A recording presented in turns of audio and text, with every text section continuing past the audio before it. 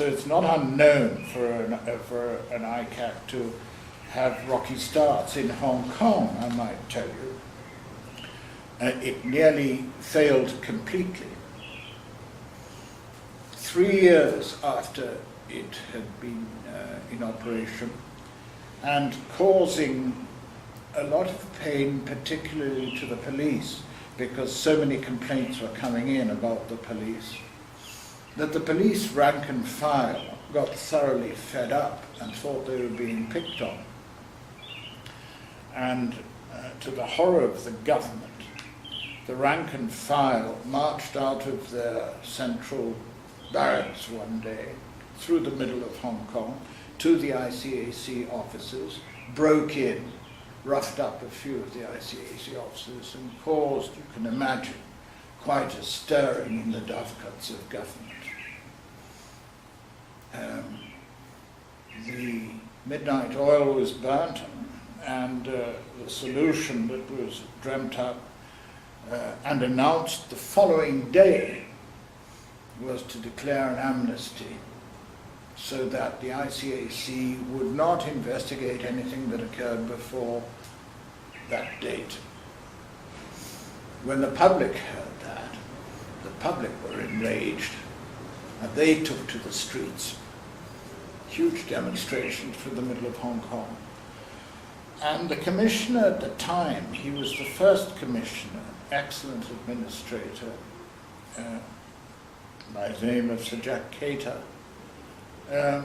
was still in Hong Kong when I was commissioner. We used to lunch together now and again, and he used to tell me that that work they had done over 3 years of gradually developing public support, at that moment fell like a stone, came within an inch of the pavement. It took them a further 3 years of very hard work gradually to build up that level of public support to where it had been before the crash occurred. So there's another example, you see, of an extremely rocky start for different reasons. But it's not unknown. Once you've had that rocky start, it of course takes a redoubling of effort to build up public trust and public confidence, which will enable the public to give you their support, without which, I say again, you cannot succeed. Yes, you certainly do need the stability, and more importantly, you need the continuing government support. Resources in our countries these days particularly are scarce. There are many other demands on them: health, education, etc., infrastructure. And the fight against corruption has to be given a priority that our political leaders see fit. Spending taxpayers' money means getting effective results for that expenditure. So you need to see the ICAC producing results from the beginning. Of course, it cannot be fully fledged and up and running and doing everything right from the beginning. It takes time to build up. That's inevitable. But it does need continuing political support, and that means non-interference, and secondly, adequate resources. Time and again, I'm afraid, if you look at the world around us, anti-corruption efforts have failed because our politicians, whilst they've established a law, established an institution, staffed it with half a dozen people, have failed to recognize that a serious problem affecting the whole country needs serious resources if you're going to tackle it, whether you're talking about AIDS or whatever else, malaria, whatever else you're talking about. That level of political commitment is difficult to sustain, because unless the anti-corruption body can show to our political leaders, well, yes, we are making good progress, political leaders will be responsive to their constituents and will start saying, well, where are we going with this? Do we continue to spend money on it? That's why it is, in my view, absolutely essential to measure the progress that is being made. That has to be done carefully, regularly, and it's done, of course, by the statistics maintained by the ICAC, the number of complaints, the number of investigations, the number of prosecutions, the number of convictions, the terms of imprisonment, all that kind of information. And on the prevention side and the educational side, the number of messages, the number of public discussions, the number of school curriculum, all that kind of statistical information is vital to convey to our political leaders, and no doubt is conveyed every year by means of the annual report that the ICAC is bound by law to make to the Parliament.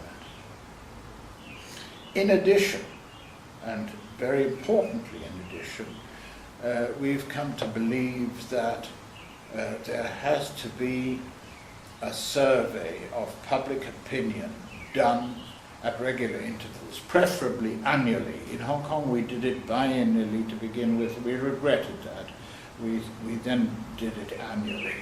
It's of course done independently. It's commissioned by a polling firm in the country that knows what it's doing, not necessarily in corruption matters, but from a technical polling point of view.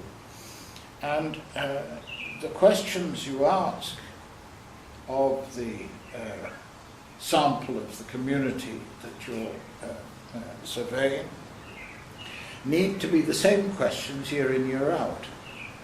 Because this survey is going to provide you not only a management tool to adjust the implementation of your strategy year to year, but also a benchmark against which to measure progress, see where we're going.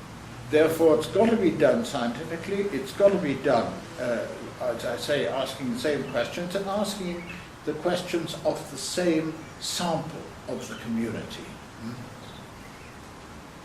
I think that's an essential tool. 3 parts to this survey. First, we want to know, you citizen, your perception of the situation of corruption in our country. Do you think it's better? Do you think it's worse? Where's it worse? Where's it occurring, in your view? The perception. The second aspect is personal attitude. I come back to this point I made at the beginning. The real mark of success in the fight against corruption is the extent to which you can change my attitude about corruption. Therefore, we have to know that. We have to measure it. And the experts tell me that you can measure a person's attitude to anything, including his attitude to corruption. You need to measure that to see whether you are effecting any change in my personal attitude. And the third aspect is the degree of support that the public evinces towards the anti-corruption body. Because as I said earlier, public support is vital to success in this fight. So there you have it. This survey, which in my view should be done every year, commissioned, done independently, a survey, incidentally, that is published, warts and all. The first time you do it, you may not get a very good picture, but gradually, if you're doing your work correctly, you will get an improving picture, and that is what you need to show to your political leadership, to those who control the taxpayers' money, saying, here we are, we can show that the Mauritian people's attitude to corruption is changing. Voila.